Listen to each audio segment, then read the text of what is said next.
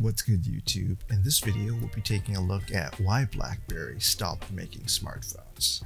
If you like this kind of content or find this kind of content helpful, leave a message down below. Don't forget to subscribe, and thanks for watching.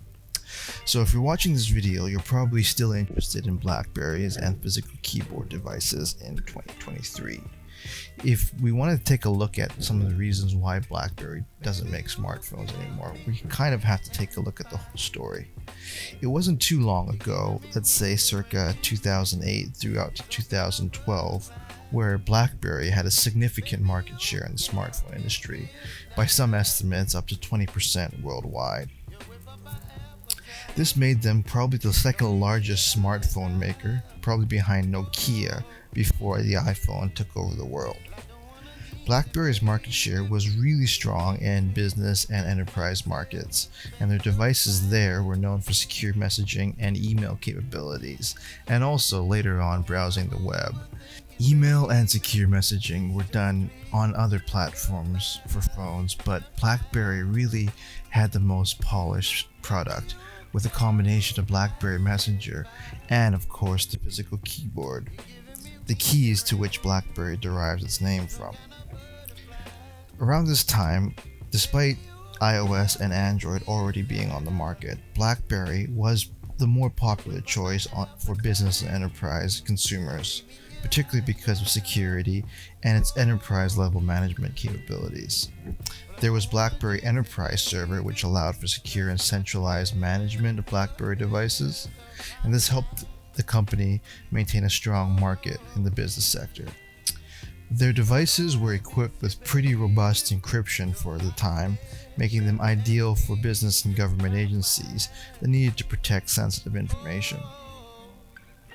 Another reason why BlackBerry was so popular during this time period before the iPhone and other smartphones blew up was that the physical keyboard was the best on the market, and it made typing faster and more efficient.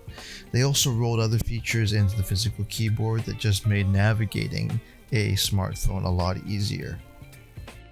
So with a combination of this physical keyboard, some pretty good software, and a reputation for being a secure product, BlackBerry had a strong brand and reputation in the market. They were known for high quality, well-built devices and pretty good customer service. They were also pretty popular for the design and functionality. The BlackBerry devices were known to be sleek and looking professional and easy to use. And this helped the company attract a lot of users, from business professionals to everyday consumers as well. But right around the time the iPhone and the subsequent generations of the iPhone was released, BlackBerry seemed to decline just as fast as its rise. One of the main reasons for the decline of BlackBerry were the increasing amount of users using iOS and Android operating systems. These devices began giving users more advanced features such as larger screens and, of course, a fully touch-based interface. And BlackBerry was still holding on to its hybrid design, where you would get a smartphone with a touchscreen and a physical keyboard as well. Android and iOS also started growing their app ecosystem, and of course the App Store on the iPhone began to blow up, far outpacing the growth that you would see in BlackBerry world. BlackBerry devices, with their smaller screens, physical keyboard, and comparatively smaller app ecosystem, were no longer able to compete with the two giants of iOS and Android. They eventually did catch on, as towards the end there, BlackBerry did release a few full-screen smartphone devices running their BlackBerry 10 operating system, but by this point it was too late, and the majority of the user market had switched to either iPhones or Android-powered smartphones. It was the company's slow response to the changing market dynamics, where Apple and Google were quickly innovating and releasing new devices. BlackBerry was a lot slower at the wheel and kept continually trying to appeal to its user base with the same tactics. Another reason is that the company's messaging service, BlackBerry Messenger, and its email services which made it one of the key differentiators for the company, became less relevant as other messaging platforms arose, not necessarily coming from Apple or Google.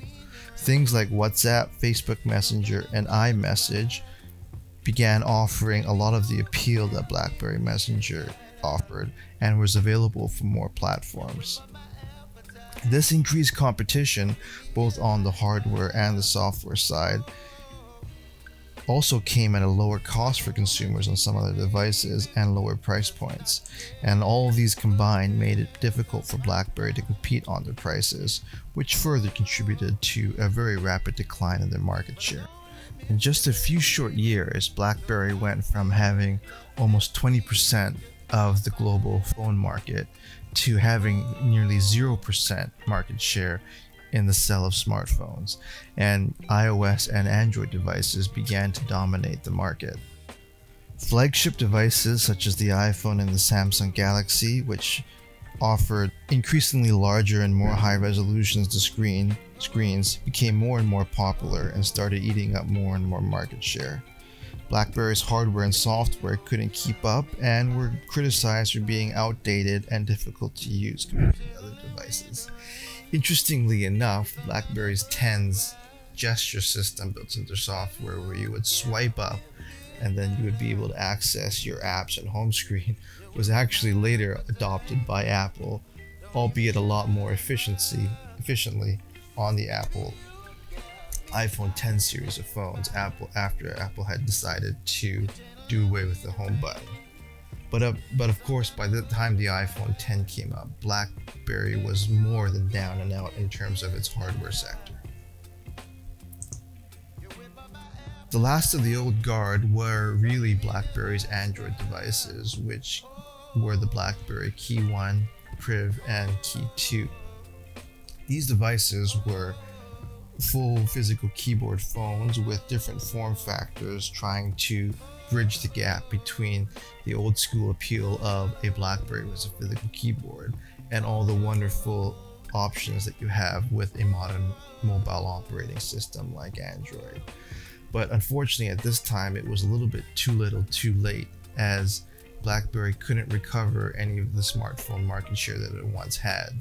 Sure, there's still a very loyal fan following of BlackBerry, and this small community really did welcome the Key 1, Key 2, and Priv with open arms. But unfortunately, this loyalty wasn't enough to keep BlackBerry's interest in making hardware smartphones. By this time, BlackBerry had actually licensed out its hardware manufacturing for phones to a third-party company, TCL, and this partnership actually ended. A formal announcement too of a new partnership with another smartphone manufacturer back in 2022, but this completely fell through, and when we were promised a new BlackBerry smartphone in 5G actually never came. So what we're left with now is a BlackBerry without a BlackBerry, so to speak, as the company has completely shifted from consumer devices to enterprise software and services. Now, presently, BlackBerry offers a wide range of software and services for business, such as BlackBerry Unified Endpoint Management and BlackBerry Workspaces. They're also really heavily connected into a cloud-connected automobile AI platform co-developed by BlackBerry and Amazon Web Services. This is called BlackBerry Ivy, and it was introduced to everyone during CES in 2023. BlackBerry Ivy is a connected vehicle data platform that allows you to streamline your automobile software development. It standardizes data across all systems in a vehicle, and this creates new data-driven services, reducing operational costs and creating new business and driver value. This is a far cry from having a mobile handset with a physical keyboard, and really it does look like BlackBerry has completely shifted its business models away from its handsets into more software oriented and enterprise solutions like the BlackBerry Ivy. This is a shame, as if you're watching this video and you're like me, you really enjoy typing on physical keyboards and you really enjoyed the solutions that BlackBerry offered. Our only alternative, it seems, at the moment would be the Unihertz devices, which of course are those physical rugged keyboard phones that we get with Android from Unihertz, which is a Chinese company. These devices are great devices on their own, but they're not exactly a one-for-one fulfillment of the BlackBerry experience. So we can only hope that sometime in the future, BlackBerry might try to revisit their roots with smartphone manufacturing. But for the time being, it looks like BlackBerry is completely out of play. So what do you think? Do you think that Androids and iOS phones are an ample replacement for what BlackBerry used to offer at its height? Do you think there's any chance in the future that BlackBerry might start making smartphones again? Leave a message down below. Don't forget to subscribe, and thanks for watching.